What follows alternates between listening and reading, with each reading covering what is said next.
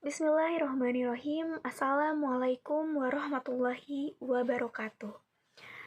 Kepada Dr. Haji Deden Komar Priyatna, ST, SIP, MM, CHRA, selaku Rektor Universitas Winaya Mukti, kepada Dr. Haji Wina Roswina, SEMM, CPM, selaku Dekan Universitas Winaya Mukti, kepada Bapak Dodi Trisna Amijaya, SEMM, selaku Ketua Program Studi Manajemen, kepada Ibu Tati Sumarti Bisri, SIKOM MM, selaku dosen pembimbing. Perkenalkan, nama saya Wulan Purnamasari, selaku mahasiswi Program Studi Manajemen S1, akan memaparkan presentasi hasil laporan magang selama 3 bulan di PT Inti Pindad Mitra Sejati. Judul yang saya ambil yaitu Fungsi Manajemen Sumber Daya Manusia, Bagian Human Capital di PT Inti Pindad Mitra Sejati, yang disusun oleh saya sendiri, Wulan Purnamasari, dengan NPM 41222423110571. Yang pertama ada latar belakang. Di era globalisasi yang semakin kompetitif, manajemen sumber daya manusia memegang peranan vital dalam menentukan kesuksesan sebuah organisasi.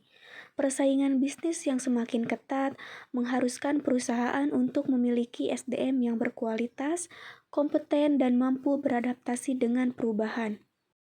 Pengelolaan SDM yang efektif tidak hanya mencakup aspek administratif seperti penggajian dan absensi, tetapi juga meliputi aspek strategis seperti pengembangan talent, manajemen kinerja, dan perencanaan suksesi. PT Inti Pindad Mitra Sejati sebagai salah satu anak perusahaan dari PT Pindad Persero merupakan perusahaan yang bergerak dalam bidang manufaktur komponen logam dan plastik. Perusahaan ini memiliki peran strategis dalam mendukung industri pertahanan nasional serta pengembangan teknologi manufaktur di Indonesia. Dengan fasilitas produksi yang modern dan sistem manajemen yang terintegrasi, PT Inti Pindad Mitra Sejati menjadi lokasi yang ideal untuk pelaksanaan program magang mahasiswa. Selanjutnya ada tujuan.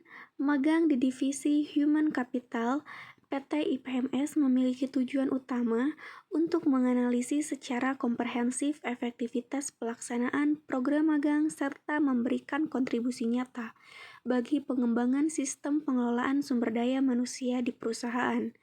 Melalui proses evaluasi ini, diharapkan dapat teridentifikasi berbagai area yang memerlukan perbaikan, serta dapat dirumuskan rekomendasi yang aplikatif untuk peningkatan kualitas praktik human capital ke depannya.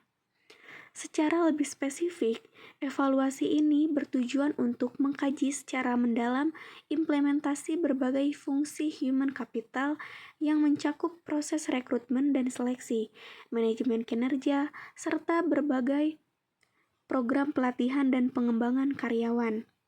Dalam aspek rekrutmen dan seleksi, evaluasi difokuskan pada analisis efektivitas metode sourcing, kesesuaian kriteria seleksi, serta tingkat keberhasilan kandidat yang direkrut. Sementara itu, dalam konteks manajemen kinerja, evaluasi diarahkan untuk menilai sistem penilaian yang diterapkan, efektivitas penetapan KPI, serta proses pemberian feedback kepada karyawan. Lalu yang ketiga, ada profil perusahaan dan aktivitas magang.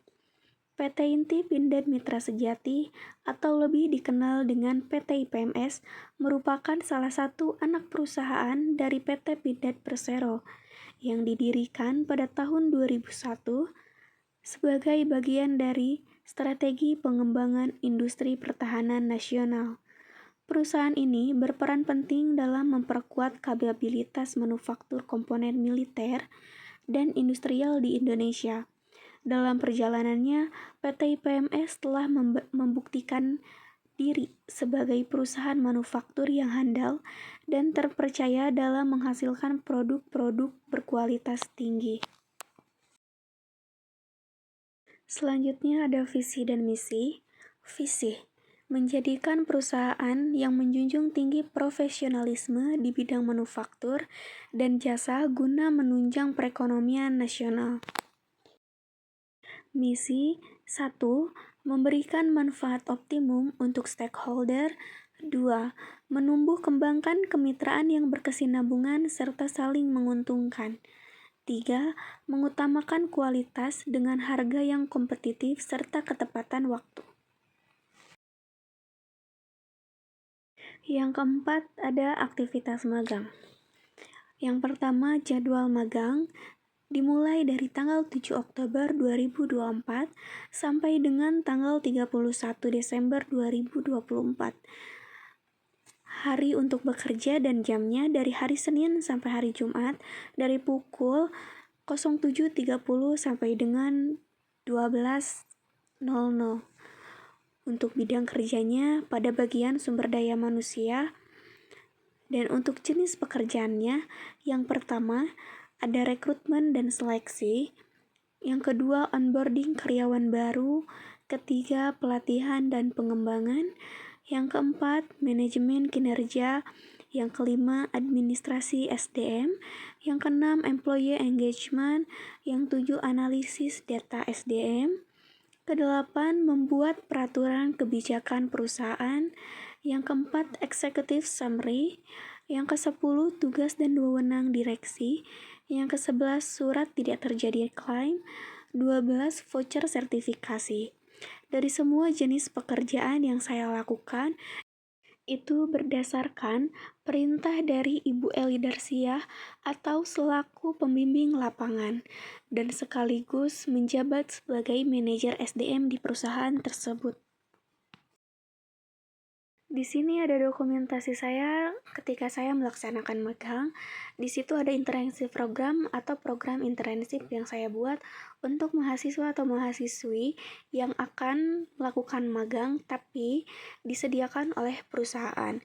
Lalu ada surat menyurat di sini yang saya buat sesuai dengan perintah dan arahan atasan. 5. Kendala yang dihadapi. Dari sisi internal, sebagai peserta magang, tantangan utama yang dihadapi adalah proses adaptasi dengan lingkungan kerja perusahaan, penyesuaian dengan budaya kerja, sistem komunikasi, dan hierarki organisasi, membutuhkan waktu dan pemahaman yang mendalam.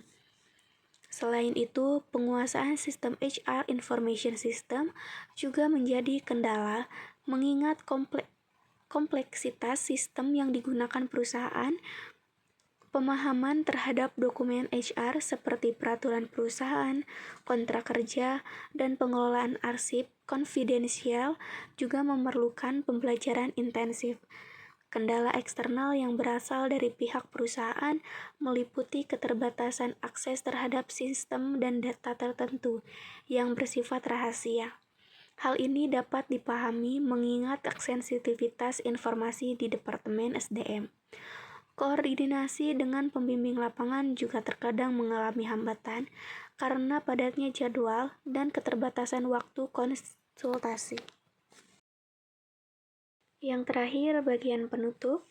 Secara keseluruhan, pengalaman magang ini sangat berharga dalam membantu praktikan, mengembangkan keterampilan profesional dan pribadi. Praktikan tidak hanya belajar tentang teori manajemen SDM yang dipelajari di kuliah, tetapi juga memperoleh pemahaman yang lebih dalam mengenai tantangan dan dinamika yang terjadi di dunia kerja.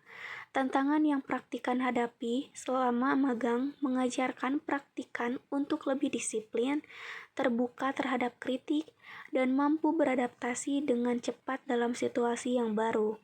Pengalaman ini juga memperjelas arah karir yang ingin praktikan tempuh di masa depan, dan memberikan praktikan rasa percaya diri untuk menghadapi dunia kerja dengan lebih siap dan matang. Sekian presentasi yang dapat saya paparkan. Mohon maaf atas segala kesalahan. Wassalamualaikum warahmatullahi wabarakatuh. Terima kasih.